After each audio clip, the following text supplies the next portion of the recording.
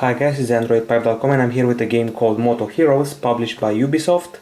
This title is tested on the Nexus 7 2013 version, and it's all about racing and all about physics, as you'll see in a minute now. So these are the worlds where we can race in. You can see that we have a variety of vehicles and a variety of settings. You can race in the desert, in the woodlands, in a frozen world. Let's start with the desert.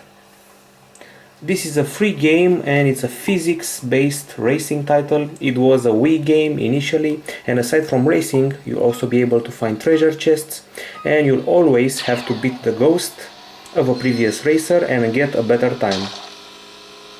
The physics are actually pretty good in this game, as good as the physics of a monster truck racing title can be. The controls are pretty simple. You have two virtual buttons on the right side of the screen that allow you to go forward or backward, and you have two other buttons that allow you to rotate the car. This is another run. As you can see, you can get 3 stars in each level, each one for an improved time, the completion time of the level. There are ramps to jump from. You can also do all sorts of flips, back flips, air flips, but those usually decrease your speed. Be very careful when jumping from one platform to the other so you won't fall into traps. There are also alternative routes that can shorten your way to the distance and give you an extra star. There are also upgrades. You can do an acceleration upgrade, top speed upgrade, or item boost, and you can do those using the coins that you get for completing each level, or you can buy coins with real money. You must also know that aside from the career mode, you also have leaderboard races against friends, and you also can race against your Facebook friends. For example, you can use their ghosts to compete. So they race, their ghost is registered, and then you have to compete versus that. As I said, this was a Wii game initially, and in order to unlock new campaigns, you have to get a certain number of stars, and you get those by, once again, completing races in the shortest amount of time available. I have to say that this is not an easy game. It's a hard game, and sometimes it can get a bit frustrating, especially when the physics are so good. The lighter and smaller the car is, the tougher the race. With a bigger car, a monster truck, you'll find it easier to control the vehicle.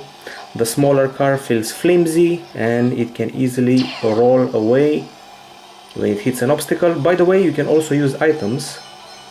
You'll use a sort of a rocket to fly around. You'll use another item to increase the size of your wheels. And the idea is to always get past that ghost car in front of you. The audio is nothing special, it's the gameplay that appeals, and the graphics are quite colorful and pretty. This is a side-scrolling platformer racer, and you should be very careful when racing with a small vehicle. Since Ubisoft is behind it, it's colorful and joyful. That's the trademark, just like Rayman was, for example. And I just passed an item that I had to collect. Items are crucial sometimes in completing levels, like this one here, a big rock. Don't know how can I reach it. As I said, you can also go backwards if you want. And as I said, yet again, it's a frustrating game, so prepare to have some pretty good nerves in order to race. Beating the time is not the only objective. There's another objective that involves doing a huge jump. This one, the mighty jump. Here is the idea is to get as many meters as possible by doing a jump. You get this extra item that gives you a speed boost, and you start driving on a ramp like those guys with skis on Eurosport. And I actually did an impressive jump of 74,000 meters, and I reached the ball at the end. Other objectives involve carrying a ball without getting hit by your enemies. So let's find that. Here we go. So you have to carry that ball on top of your car and not let the enemy steal it from you.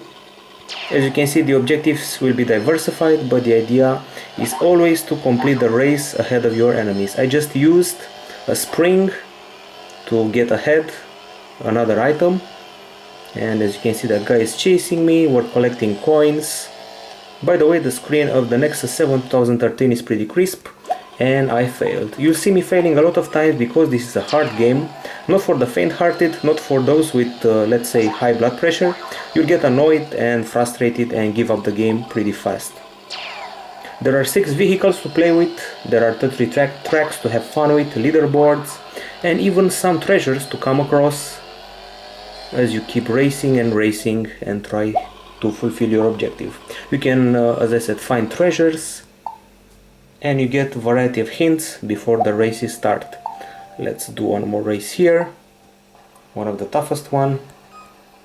Of course, since this is a free game, it's pretty appealing. You have nothing to lose if you try it. Maybe your nerves, if you're the kind of person that gets angry when they lose a level, especially when you'll get completion times that are 1/5 of a second less than what you need, and you keep on playing and playing the same track, and you keep failing, and then you have to repeat. Luckily you get the upgrades, but frankly speaking I didn't actually feel that I was upgrading anything, neither the acceleration nor the top speed, and the physics were basically killing me, but at least they're realistic, which for such a game is quite appealing. This is an arcade title after all. Okay, so the game is called Motoheroz. We played it on Android, on the Nexus 7 2013 tablet. We're pretty happy with it. It's fun, it's frustrating. We give it an 8 out of 10 here at Androidpipe.com. We like the physics, we like the items, and Ubisoft has done a fine job with this title, but you have to be really skilled to actually get a kick out of it. This is Androidpipe.com, this is the Nexus 7 2013. Hope you like this review, bye bye.